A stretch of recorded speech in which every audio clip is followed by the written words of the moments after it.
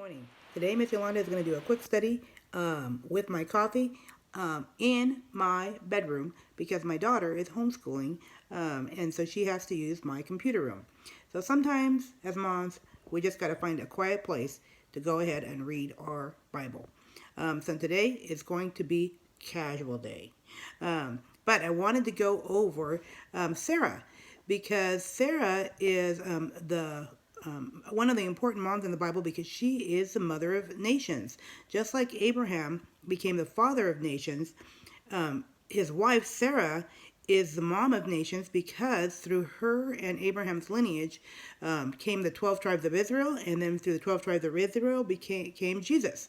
So one of the things I love about Sarah is she is like most of us, where she tries to fix it and ends up getting herself in a jam, and her husband. So real quick, I want to go over Sarah. And basically, Sarah and Abraham were older and did not have any kids. And then the Lord appeared to Abraham. And because of Abraham's faith and his belief, the Lord said, I'm going to bless you, and you're going to have as many descendants as the stars in the heavens. And out of your lineage, all of the nations of the world are going to be blessed. And that was going to be because Jesus was going to come out of their lineage. Well, they were already elderly when this occurred. When when God told them that they were going to become children, they were already older.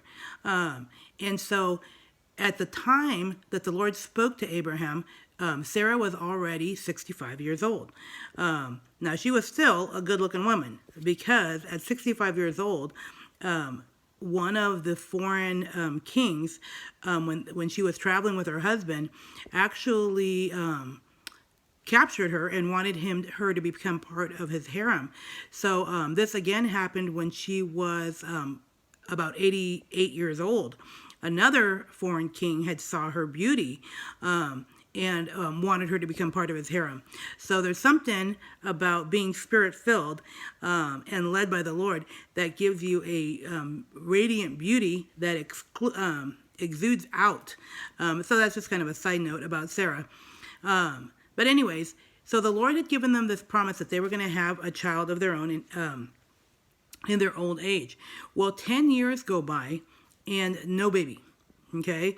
And so she starts getting impatient and then has this grand scheme and grand idea to have her husband then get together with her maidservant, Haggai, and then to go ahead and have a child, because that in that culture, if your maidservant had a child with your husband, it was considered that would be an heir. And so she has this great idea. She convinces her husband to go for it, which probably didn't take a lot of convincing. And so then the maidservant has this son, and his name is Ishmael. And so what happens then, as you can imagine, is that this new Hagar, she starts kind of tormenting her, because then this jealousy ensues, and Sarah gets upset because she's being tormented by this now new lady in her husband's life, who has this child. And it becomes this horrible situation for her, and then she blames her husband. Look what you've done. Okay, and he's like, me? You're the one that told me to do it. So now she's caused this dissension and ugliness, jealousy in her household, all because she was impatient to wait for the Lord's plan. And the consequences of her actions wasn't just the strife and the trouble that she created in her own family life. It went generational. Thousands of years and up to present day. The consequences of her action have implications today, because Ishmael, Hagar's son, and Isaac, who ended up becoming Sarah's and Abraham's son, and the rightful heir that God had told them they would have. Okay, the issues between that family have fallen us all the way to today, to the Middle East conflict, because Isaac was the son that the Lord said was going to become the nation of Israel. Okay, Hagar's son Ishmael it led to the 12 princes of the Middle East, the Arab nations. Okay, now if you know a little bit about what's happening in the Middle East, there's always been a conflict between Israel and the Middle East nations. Okay, this conflict can be traced all the way back to this decision that Sarah made to not wait for the Lord. And so that's why there's no peace in the Middle East, because this fight that they have is who is the firstborn son of Abraham, who is the rightful heir. And it's this generational curse that goes all the way back to this moment. And so you want to talk about sibling rivalry, it became national rivalry.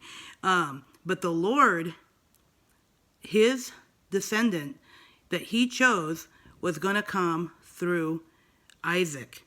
Isaac would become the father of Jacob and Esau.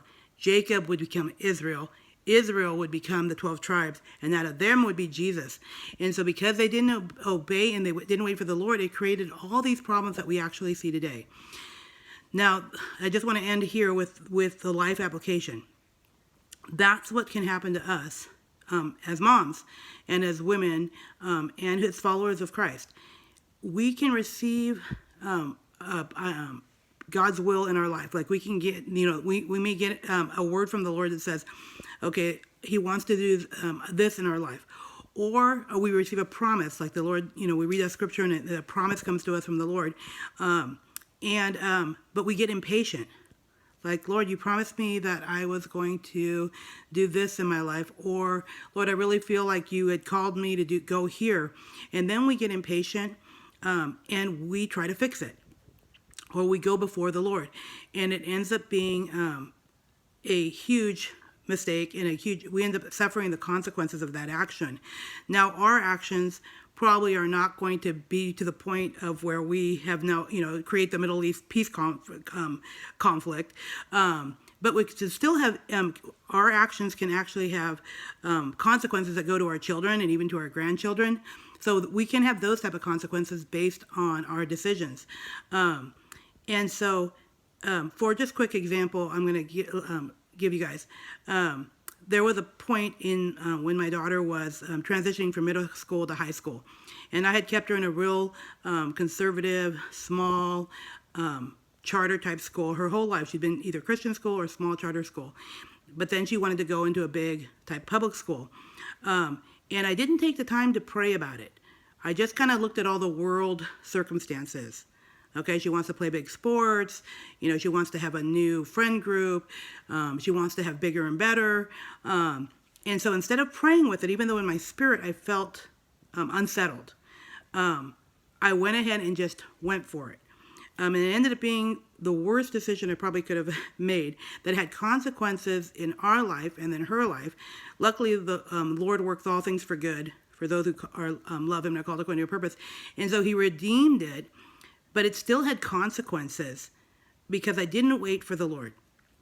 Now, fast forward, I learned my lesson, or trying to learn my lesson, the decision on where to go to college.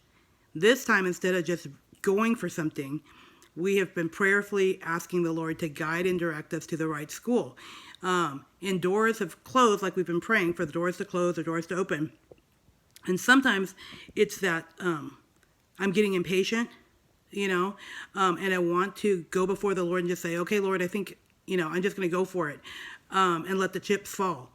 But I've kind of learned to not do that because the consequences of going before the Lord before he tells me to go someplace have been detrimental.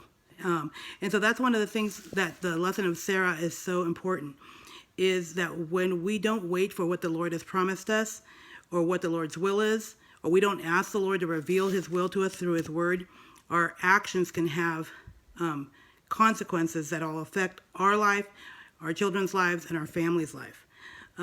So anyways, that's the story of Sarah, or what I wanted to take out of it, the lesson for today. So have a blessed day. I'll talk to you guys later. Bye.